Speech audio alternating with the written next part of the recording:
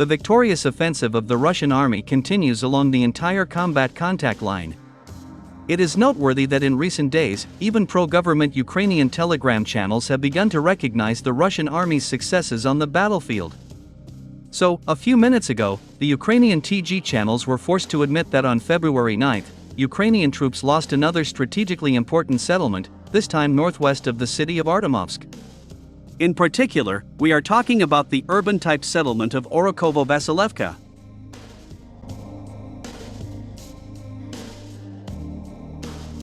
It is noteworthy that the first to report on the liberation of this settlement by the Russian army were war correspondents Andrei Rudenko and Vlad. According to these war correspondents, the liberation of Orekhovo-Vasilevka by the Russian army is a very bad sign for the Ukrainian general staff. All this indicates that Russian troops have begun to test the Ukrainian defenses in a new direction, with the aim of subsequent offensive actions on cities such as Kramatorsk and Sloviansk in a straight line.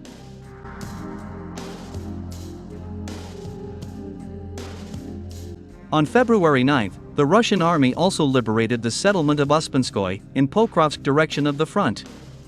It is reported that units of groups of troops under the designation center actively participated in the liberation of this settlement. Thus, the Russian troops moved even closer to the border of the Dnipropetrovsk region. Undoubtedly, the Russian army will not stop and will enter the Dnipropetrovsk region even after the complete liberation of Donbass. By the way, residents of the border settlements of the Dnipropetrovsk region have begun to post numerous videos on the internet where the sounds of Russian artillery can be clearly heard. According to them, the fighting will soon move to the territory of the Dnipropetrovsk region. At the same time, many are confident that Pavlograd will be the first city to come under the control of the Russian army.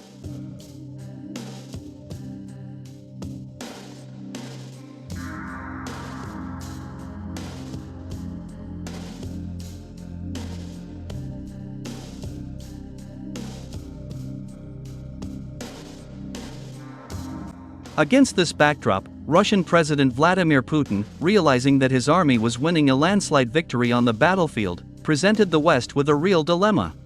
Either you amicably accept Moscow's terms, or the Russian army will reach the Polish border. Numerous insiders in Moscow and the office of the Russian president report this. According to them, over the past 5 days, Vladimir Putin and Donald Trump have held 2 telephone conversations, during which the Russian president made it clear that Moscow would not make any concessions.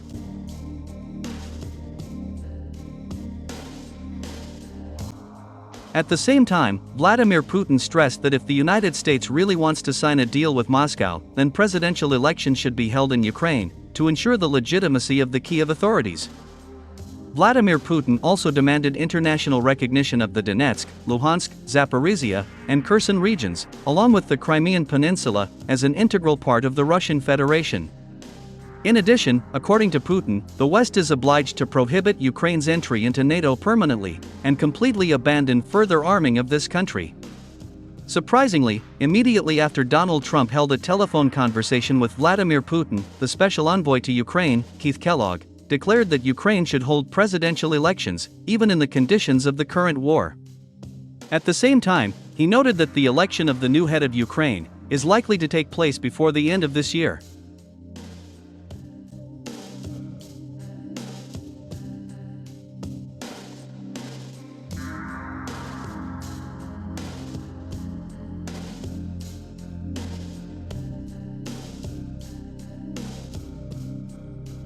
Thus, it becomes clear that the current owners of the White House have gradually begun to accept Vladimir Putin's conditions, in order to stop the current conflict as soon as possible.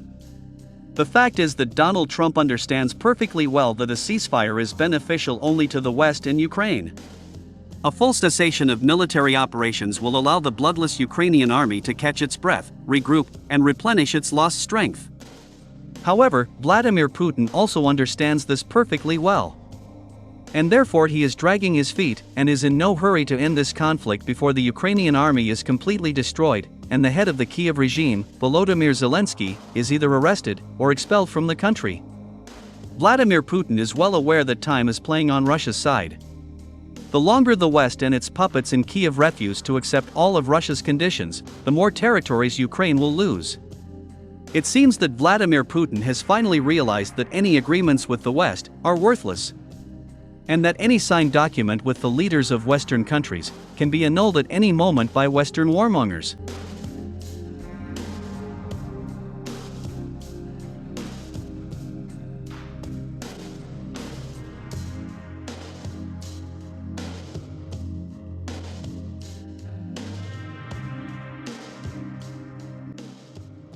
Russia has always wanted peace with the West.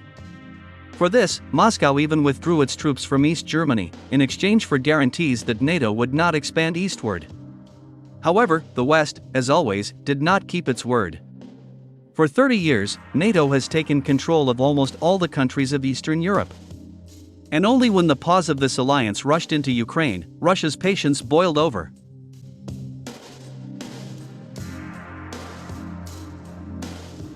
Putin is well aware that Ukraine in its current form cannot be left on the map of Eastern Europe, as this country will always be used by the West to inflict strategic damage on the Russian Federation. Perhaps Donald Trump really wants to stop this war, in order to build normal trusting relations with Russia. However, Trump won't be in the White House forever. Sooner or later, representatives of the new administration will take his place. No one can guarantee that the new US president will not start using Ukraine again to inflict a strategic defeat on Moscow and weaken the military potential of the Russian Federation. In this regard, Russia has no choice but to bring the special military operation to its logical conclusion.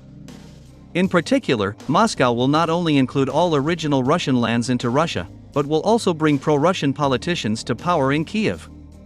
Only after that, the threat to the national security of the Russian Federation will be completely eliminated.